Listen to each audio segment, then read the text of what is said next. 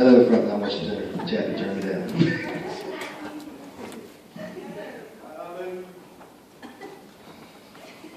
How we doing this evening? Everybody good? Y'all enjoy your Sunday? Hallelujah. I love you too. Love you for the kids. Yeah, we'll read the word. Yes. If you have your Bibles, turn to Isaiah 1. Heads up, I have a lot that I'm going to cover tonight. I've told everybody ahead of time that it might end up being a two-part sermon because I have a lot of scripture that I'm going through. I'm going to try to get through it as fast as I can, but I want y'all to get this. This is what God's laid on my heart. Isaiah 1, verses 18 through 20. It says, "Come now and let us reason together, saith the Lord. Though your sins be as scarlet, they shall be as white as snow. Though they be red like crimson, they shall be as wool. If you be willing and obedient, you shall eat the good of the land. But if you refuse and rebel, you shall be devoured with the sword, for the mouth of the Lord has spoken." Chappie, I'm really loud in the monitors. You're really loud out here too. Well, then turn me down. The Lord directed me to this, and y'all can be seated. I don't want y'all to stand up the whole sermon. When the Lord directed me to this passage of scripture for this message tonight, it brought a lot of things to remembrance. Have you ever heard the phrase, you'll pay for those words? You ever heard somebody say something and it offends you or it upsets you in some way, and your response is, you'll pay for that? What price was paid for these words that God spoke to us? He says, "Come now and let us reason together." First of all, God don't have to reason with nobody. He's Almighty El Shaddai by himself. Why would he reason? "Though your sins be as scarlet, they shall be as white as snow." What process would have to take place for my bad, I got distracted. What process would have to take place for God to take your sin away? The process by which God went about fulfilling the scripture, because this is a prophecy. God wasn't just running his mouth on the throne when he said this. He wasn't just, he didn't hear somebody being upset about something. "Oh, I'll wash all that away." No, this is a prophecy. Okay.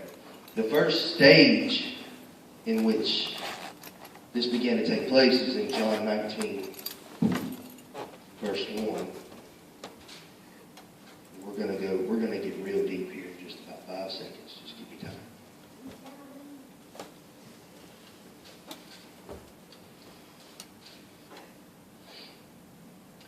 It says, "Then Pilate therefore took Jesus and scourged him." It's not elaborated in Scripture as to what took place when Pilate scourged Jesus. Okay. You have to put your mind in the understanding of the Romans. Okay. They were a brutal people. They did not play games in no way, shape, or form. That's one of the reasons that I believe that the Lord decided to use the Romans to crucify and belittle Jesus the way that they did, because nobody was better at it. ISIS cannot touch the Romans. Even with what they're doing overseas right now, they can't touch them. They were end-all, be-all. You didn't mess with a Roman. They killed you. Or worse, they tortured you to death. When it says that they scourged him, one of the things about the Romans at that time period in Jerusalem is that the Romans had to keep a riot from happening. They had to conform to the religious beliefs of the Jewish people. Because if they didn't, they'd have a riot. Right? So the Romans, to keep a riot from happening, they would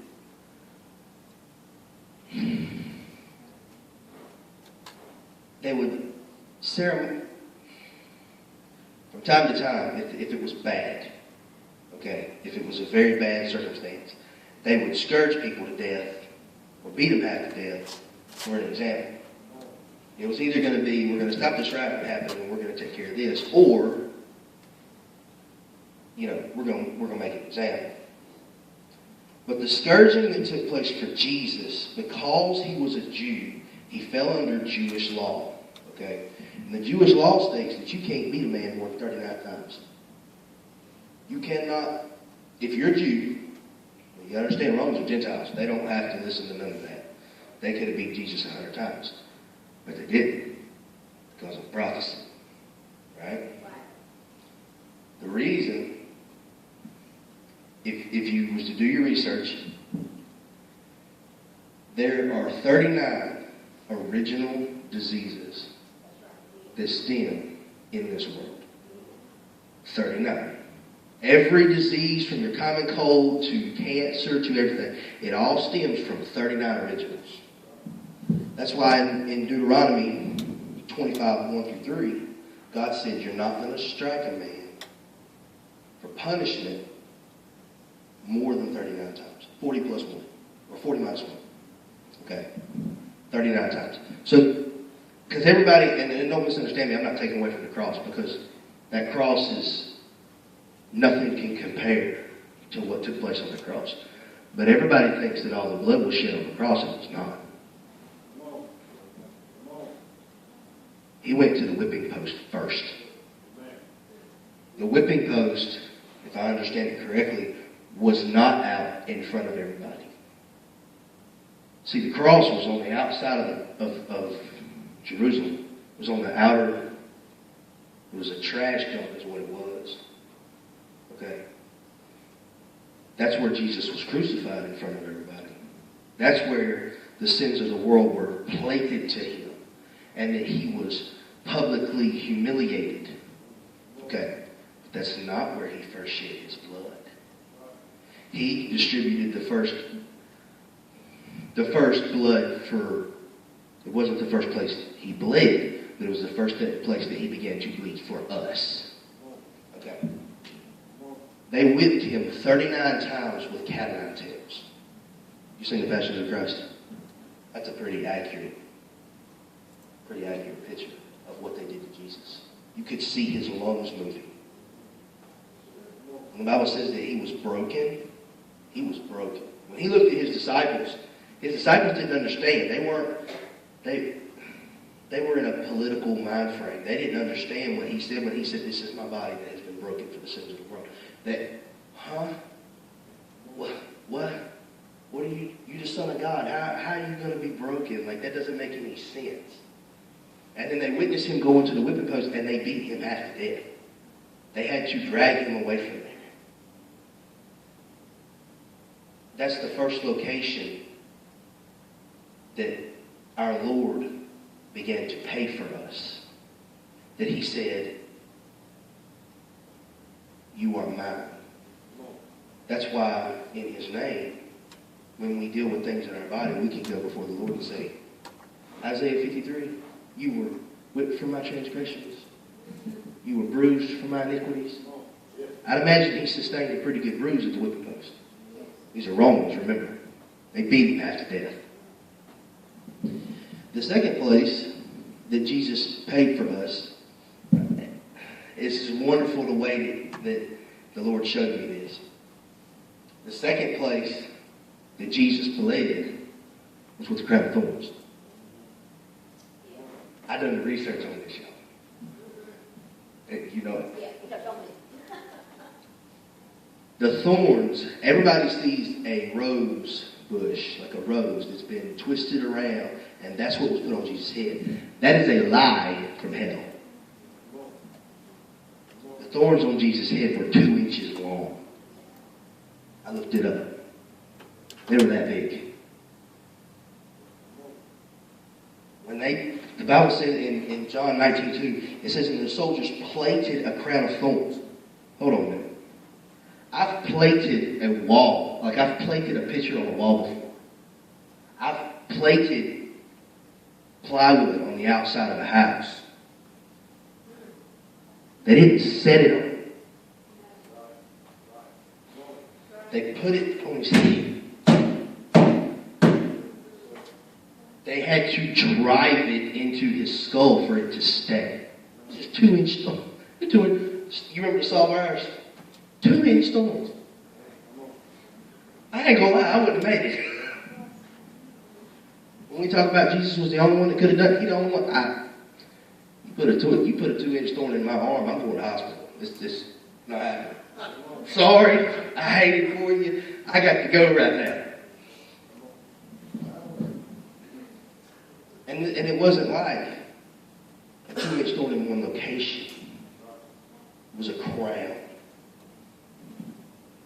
One of the things that the Lord began to direct me, he said, why a crown of thorns? Why did it have to be a crown of thorns? Why couldn't they just get him inside the head with a sword? I mean, the result would have been the same. He'd have been bleeding from his head. Why a crown of thorns? Those thorns appeared. I truly believe those thorns penetrated his skull. They were in his brain. Internal hemorrhage. He's bleeding on the inside right now. Why a crown of thorns? Because God had an understanding of something that we did not have an understanding of. And I'm going to show it to you. Jabby, forgive me, I'm kind of out of order right now.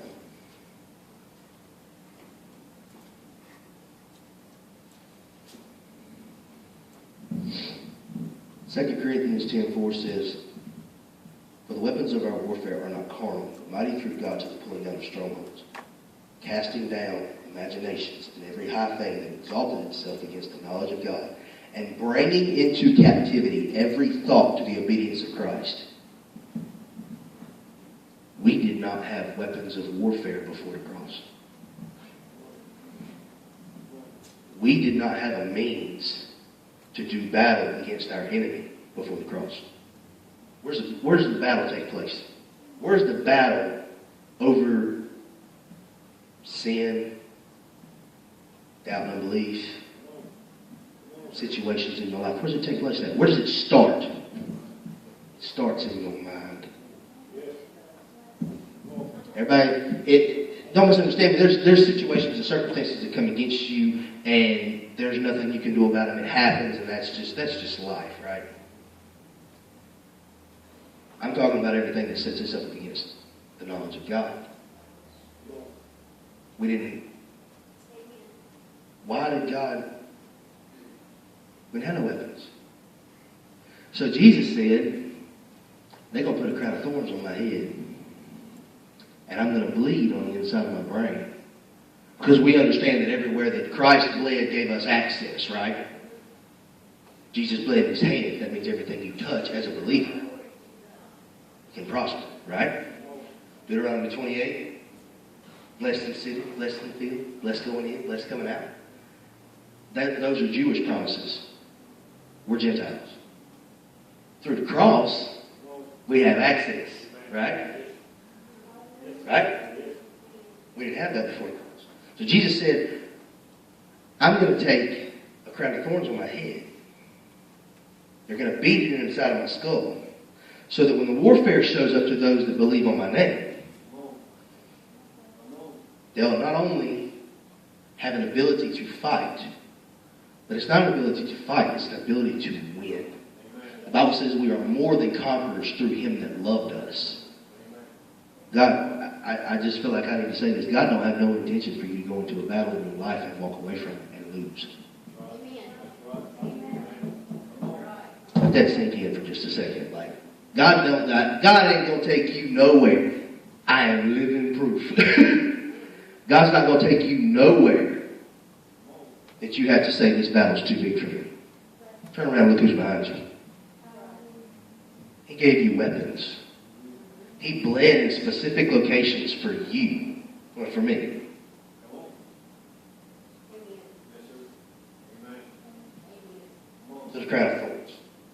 so that you can take authority over over the warfare in your mind, over the things that come against your mind. And it doesn't matter what it is. Some of y'all were here, I taught Wednesday night, like 3 weeks ago, a month ago or something. And I taught them Psalm 91, how the warfare begins in your mind.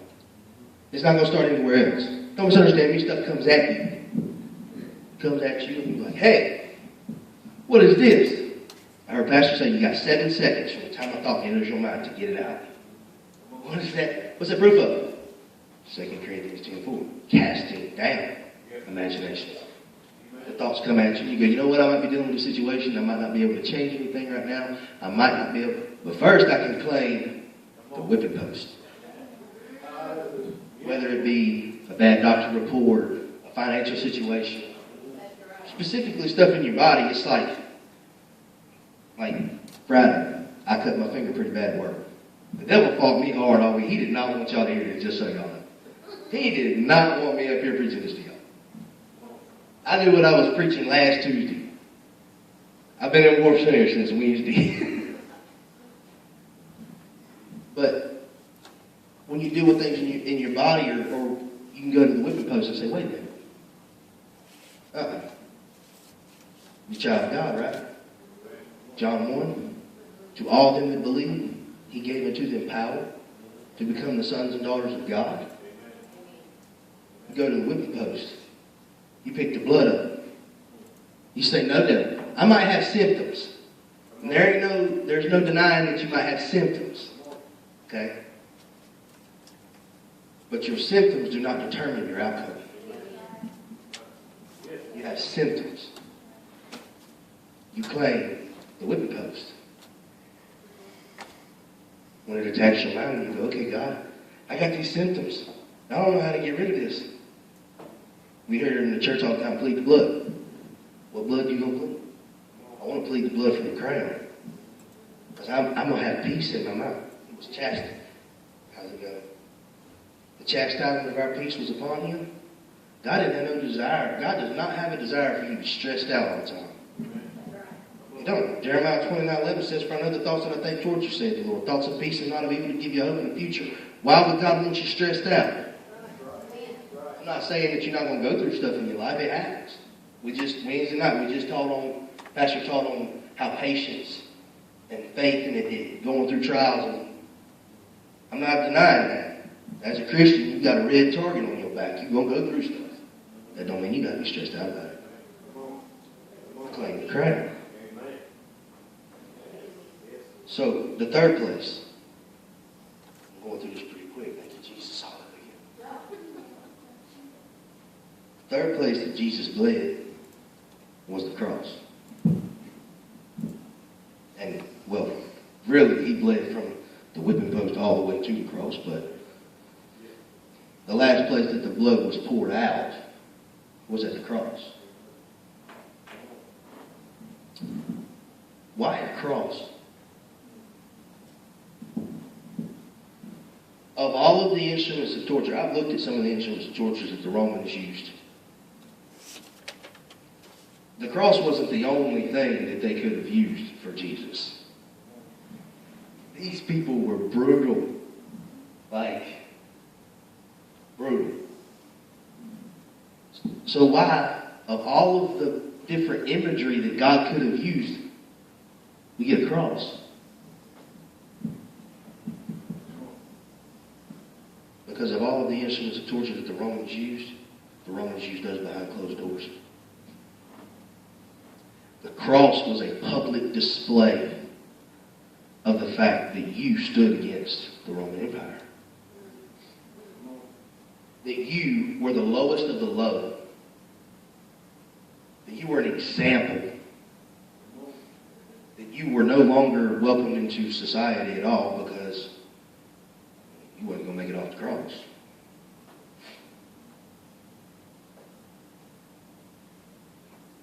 They drove nails in his hands and in his feet. I've been shot with a nail gun. It don't feel good. These were not 16-penny nails. They were railroad ties.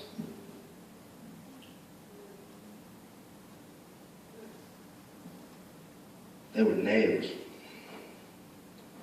They placed him on that cross.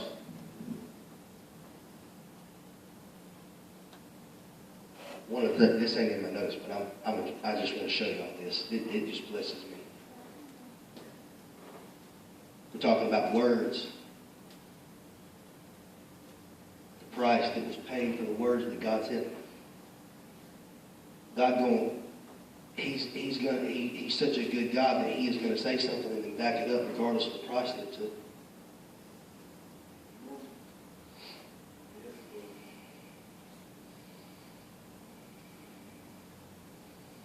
Hold on, I'm trying to find it. I want you to understand something else that took place on the cross now. Remember, we're talking about the price that was paid for the words that God spoke. I began in Isaiah 1, but that's not where God began this statements of what was taking place on the cross. It began in the Garden of Eden. I want to show you something about the accuracy of our God. I see sometimes when people say, well, I'm going to pray for God to do this, or I've heard God say this, but I don't know. Shut your mouth. Forgive me. Shut your mouth. God done told you he's going to do something. Shut up. God's not a man that he should lie. He's not the son of man that he must repent. God told you something. First of all, God ain't going to tell you nothing in your prayer time that he has not written down. It's already wrote down. So if he told you something, find it. If you can't find it, well, I want to check who you talk to. But if God's told you something, I'm going to show you something about the accuracy of our God. Now we're talking, depending on which theologian you're talking to, anywhere between 2,000 and 4,000 years between the time that God said this and the time it took place. It's a long time. I forgot what I did last week. God remembered 2,000 years. And God ain't forgot what he told you. It don't make no difference what it is. It doesn't matter what he said. Just because he's been quiet about it or he hasn't said anything else about it. First of all, he's God. If he tells you one time, that's enough. Why do you need to say anything else? He said it once. Sometimes I feel like I go before God. Lord, you called me to preach. This time last year. Yeah? And I've re-said that to you about 1,000 times. Shut up. It'll happen. Chill out, you little flesh creature. Just calm down. Okay, back to normal. The accuracy, the consistency of the words of our God. He always backs up what he says. It does not matter what it is. It does not matter what it pertains to. If he said it, in the discussion, take it to the bank. And I will put enmity between thee and the woman, and between thy seed and her seed. It shall bruise thy head, and thou shalt bruise his heel. Read it again. I'm in Genesis. My bad. I'm sorry. I can't tell you where I'm at. Genesis 3:15. And I will put enmity between thee and the woman, and between thy seed and her seed. Singular. It shall bruise thy head, and thou shalt bruise his heel. Who's God talking to in this scripture? He's talking to the snake. Who's the snake? Come on, dragon. Who's the snake? Thank you. He's Satan.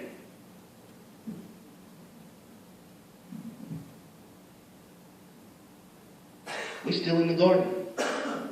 Sin. The clock has just began to tick. You taught on it this morning.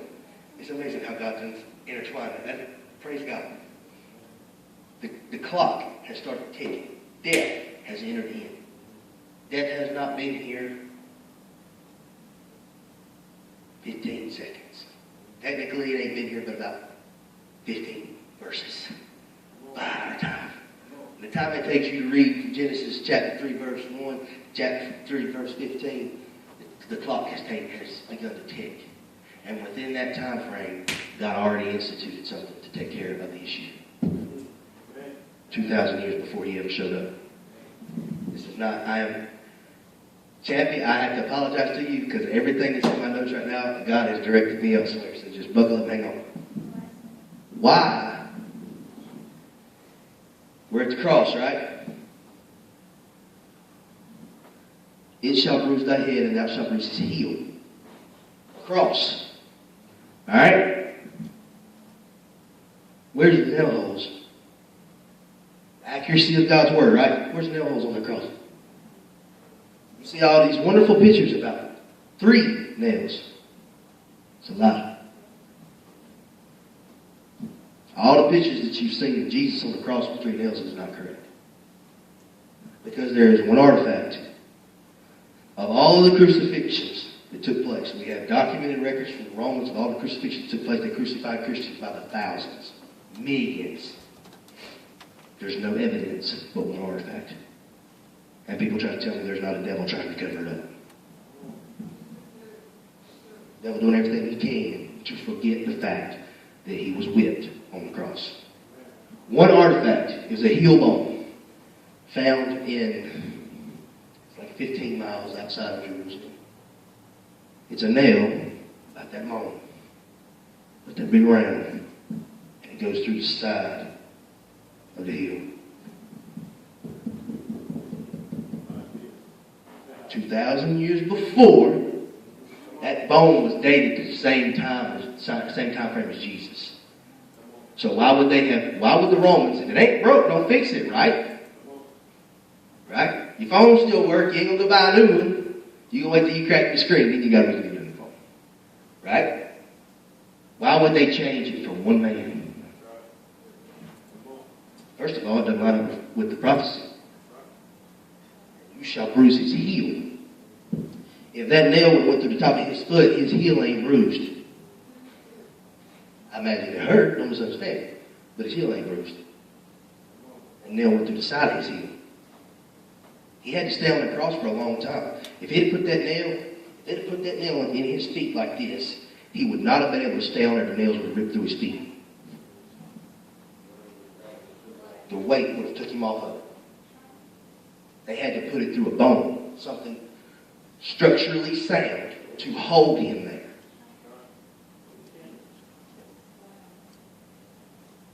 "2,000 years before, God said, thou shalt bruise his heel."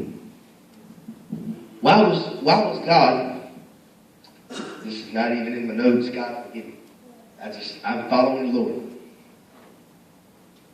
Why Calvary? God is strategic. There is a reason with everything God does, from even to the most minute details. So why was Jesus crucified on Golgotha, the place of the skull? Why?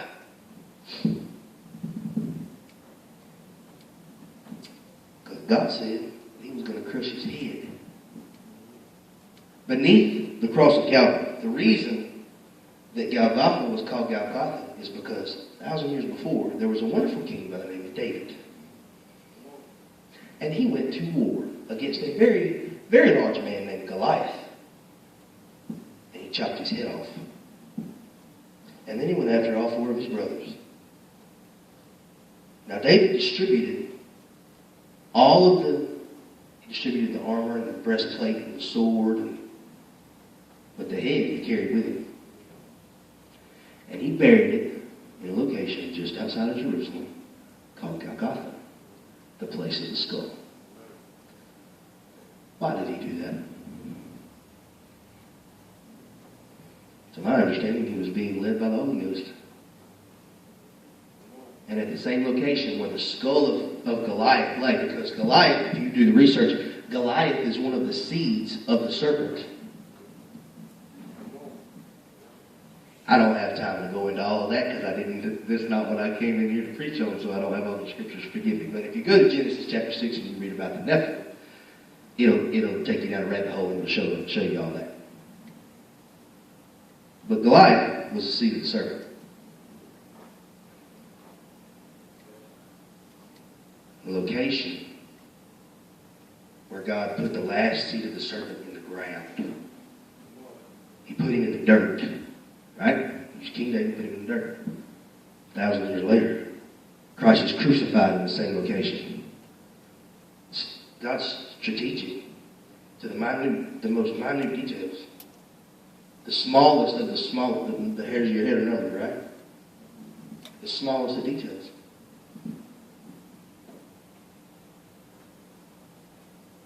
On that cross, God used Golgotha as a statement. Satan, you are whipped. Not only did I take the head of your son and put it in the ground by one of the most unlikely characters in Israel at that time, King David. He was somewhere around 16 years old. I ain't grown since I was 16 years old, so he's probably my size. He whipped him with a slingshot. You ever try to do something with a slingshot? I mean, I can't hit the wrong side of the barn. The most unlikely of people. God said, not only did I use the least, but on top of that location, I'm going to put my son on the cross, and it's going to signify. And at the point that he gives up the ghost, I'm going to rip the veil of the temple. My Holy Spirit's going to show up. On the day of Pentecost, I'm going to drop my Holy Ghost on the 120 in the upper room. They're going to speak in tongues and prophesy. And there's, what was it, like 3,000 people got saved that day? And God done forgot what he done told you. Come on. There were several other things that took place on the cross.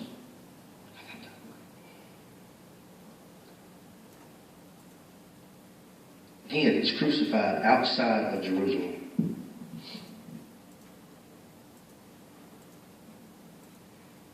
There's a funny thing that took place on that cross that I'm not going to say a lot of people miss it, but it might be misunderstood. Adoption took place on the cross. We were adopted. We are not Jews. We are Gentiles. Adoption took place in the most unlikely of places. Hanging on a cross. His mangled body. Picture it. Now I'm painting a picture. I ain't got no little kids in here. We're good.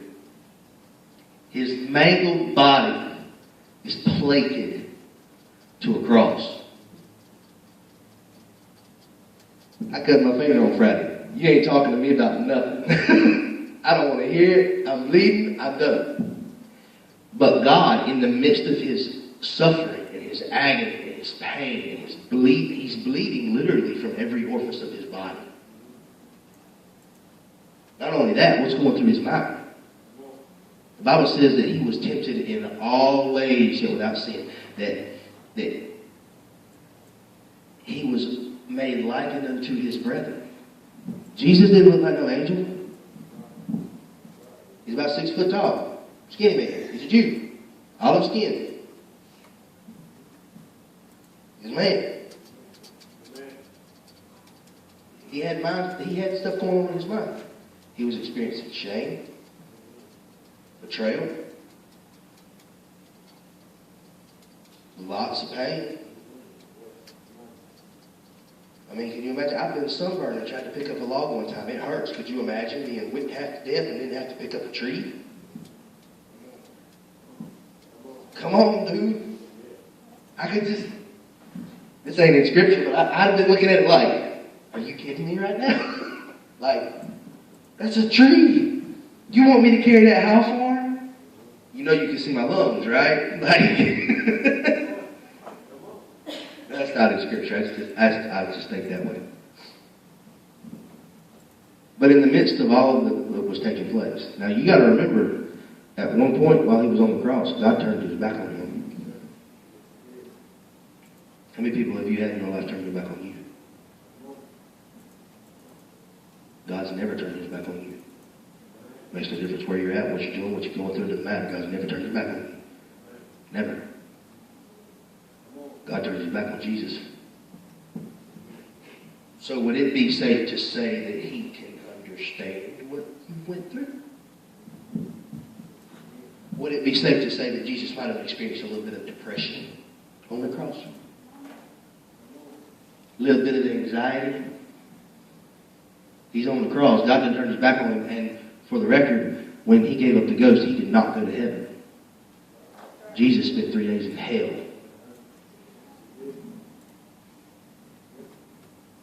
I've been freaking out. That's why I wasn't on there. Anxiety, depression, being overwhelmed. How did he keep his mind? How did he keep his thoughts straight enough to talk to somebody hanging next to him on the cross? In Luke 23.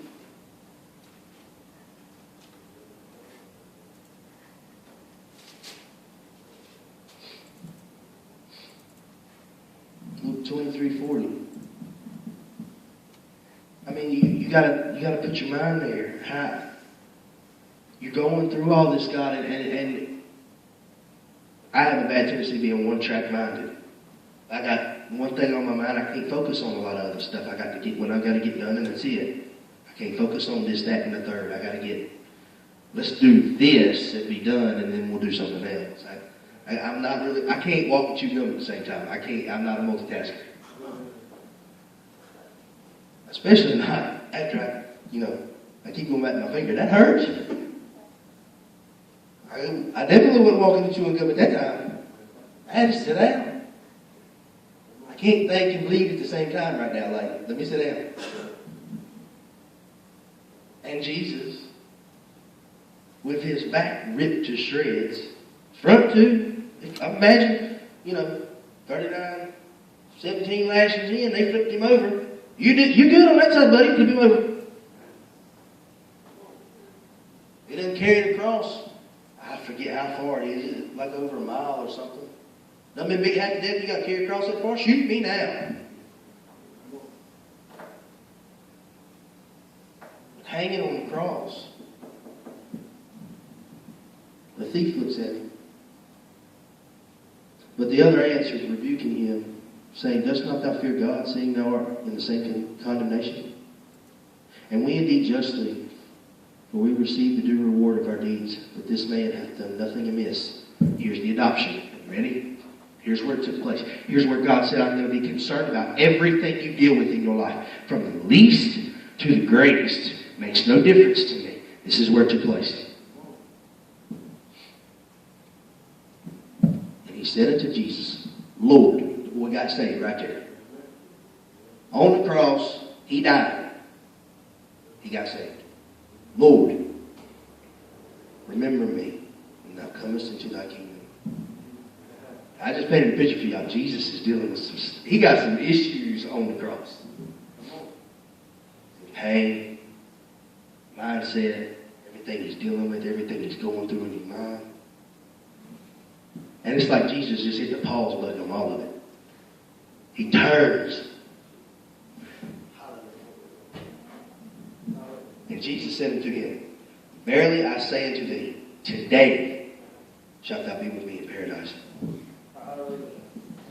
All of what Jesus is going through. Everything is taking place on him because he is the Lamb that was slain before the foundations of the world. Okay?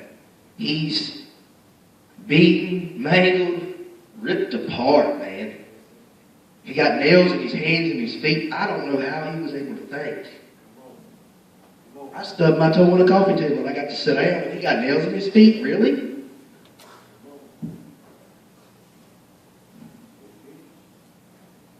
And he just stops and looks up.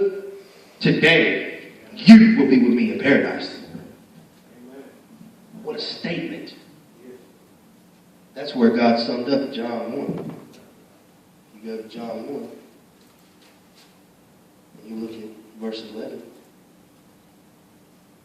Excuse me, verse 12. But as many as received him, to them gave he power to become the sons of God, even to them that believe on his name. Every time God says something, he backs it up with Scripture. The writer of Luke writes Luke, and then John writes 1 verse 13. He adopts us on the cross and then solidifies it. Anybody that believes in him, he'll give them power to become the sons of God, that believe on his name.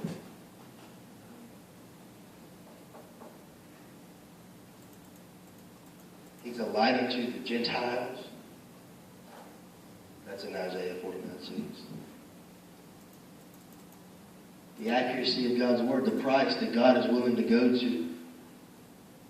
to fulfill what he said. What has God told you? What has he told you in your prayer closet?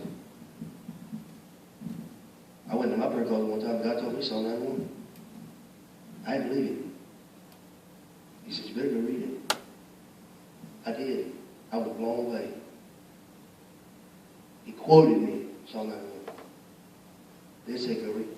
And then, I know Psalm 91. I never read it before. What's God told you? What's God said about you? This is quite a price that God paid just to back up his word. You know, we think about, at least for myself, you know, you tell somebody you're going to do something and situations happen, circumstances, and you just can't do it. It just, life happens, man. I don't know what to tell you. I can't get it done. Not God. Not God. He's not a man that he should lie. He said, come, let us reason together.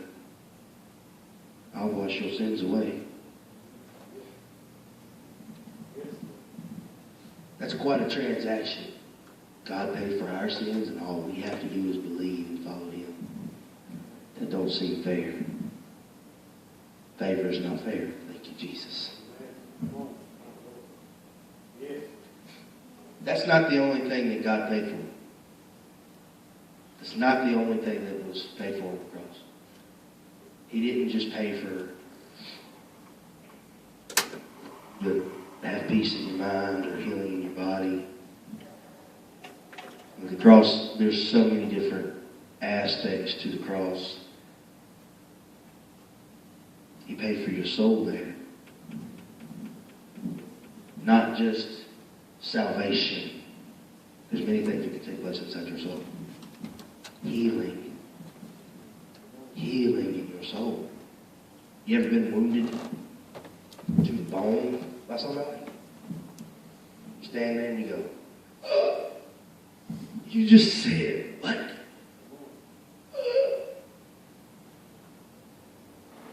I can't believe so-and-so just said that to me. What did they say to Jesus? It's okay. It don't matter what so-and-so said. God said, I'll heal you from it. I said, I will heal you from whatever. I honestly believe that's one of the reasons that he gave us Isaiah 53. Do you know what Christians go through? We're Christians. We are not allowed to mess up. You cannot fall short in any way, shape, or form as far as the world's standards are, because they're going to cut you. They're going to bless you, slap you, cut you, right there on the spot. Because they carnal in mind. They don't understand that we're still human and we make mistakes. From the least to the greatest.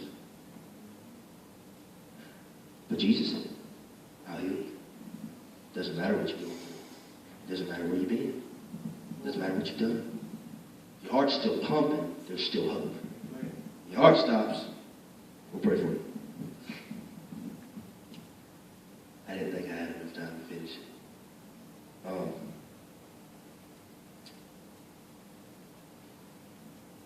I'm going to stop it there. I got another page of notes. I want to go to one more scripture. Because if there's anything that I say to you tonight, I want this to stick on top of everything that I said, and everything that I've said is accurate and is right, and God led me to it. But there's one specific passage of Scripture that I want you to understand. Because I don't know about y'all, but this past week I have fought the devil in ways I've never fought him before in my life. He did not like the fact that I was here tonight preaching this word. Because you have victory through his cross. You have victory through Jesus' cross. And Satan cannot stand it. He hates the fact he's whipped, he's defeated. He doesn't, he's beat. Does that mean that he does not fight? No. He will fight you tooth and nail. What is Satan's greatest weapon against you? What's Satan's greatest weapon? What does he use against you? He uses this more against you than he uses anything else. Your lack of knowledge of the Word of God. You ever heard it saying, what you don't know won't hurt you? They've said that a few times. What you don't know will kill you. It will destroy your life. Makes no difference. Satan don't care if you don't know it or not. You can be saved and have access to all these promises in the Word of God, but because you don't know them and you can't speak them out your mouth because life and death are in the power of the tongue, Satan still got you bound. You might be well on your way to heaven, but you're going to go bound because you don't know the Word of God. Too many Christians. Too many Christians. Oh, God is great, and God's this, and God's that. But you know, I'm dealing with this, and I don't know if God's going to shut your mouth. I ain't trying to be mean. Shut up. You are giving the enemy fuel for your fire. Because you will not control your mouth. Because of the stuff that's coming out of your mouth. Because God said, choose life that you may live. That means what you're saying, you give the enemy power over your life because of what you say. And your lack of understanding of the Word of God. Shut up. So one of the things that I want y'all to understand tonight, and then I'll close. I'm going to go through the scripture and I'm going to close. For as much then as the children are partakers of flesh and blood, he also, Jesus, himself likewise took part of the same, that through death he might destroy him that had the power of death, that is the devil, and deliver them who through fear of death were all their lifetime subject to bondage.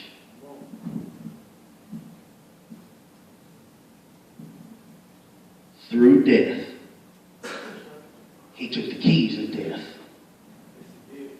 and delivered us. What are you saying? What are you saying? God said he'd wash your sins away. God said he'd make you white as snow. God said he'd bless you in the city and bless you in the country. God said that he'll allow you to go through situations and circumstances to give you patience that worketh faith. Remember Wednesday night with the cycle?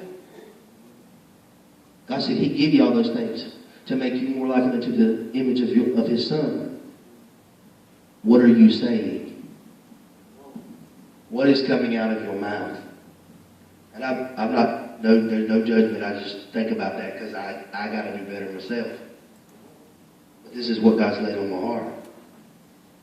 At what lengths I went to free my church, to establish my church.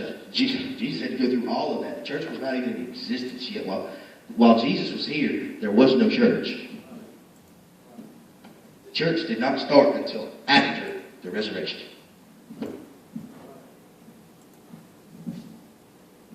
What are you saying? Oh, you know, God is this, God is that, He's El Shaddai. But you know, I'm just dealing with anxiety, and I'm just going to have to deal with it. This is my thorn in the flesh. Whoa. Did God tell you that was a thorn in the flesh? He said it to Paul. Paul was blind. He got blinded on the road to Damascus. He couldn't see. Did God tell you what you're dealing with is a thorn in the flesh? Because if he didn't say it, and you're prophesying it over your life, you're going to walk in bondage the rest of your life. God has no desire for you to be in bondage. He did not free you out of the things that you've been in to put you back in bondage. Why would a good daddy do that? That doesn't make any sense.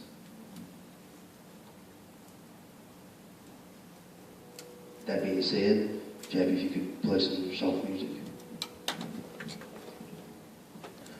Here's the altar call.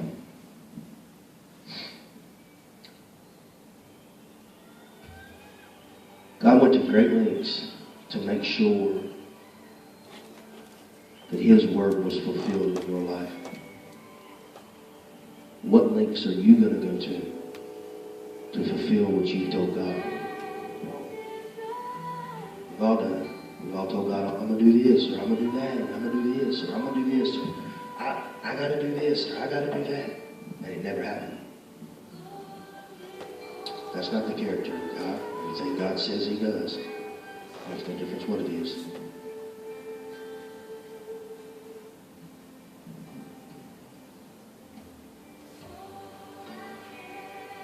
God does not have a desire for any of His people to be in bondage in any way, shape, or form. The altars are open. So first, if you've said things to God for whatever reason that haven't been upheld, you can meet Him. He'll forgive you. Give you a fresh start. If the devil's got in your life and attempted to wreak havoc because of your lack of knowledge, God can forgive that too. You can meet Him at His altar. He will forgive you. And He will push the enemy back away from you. God does not have a desire for His people to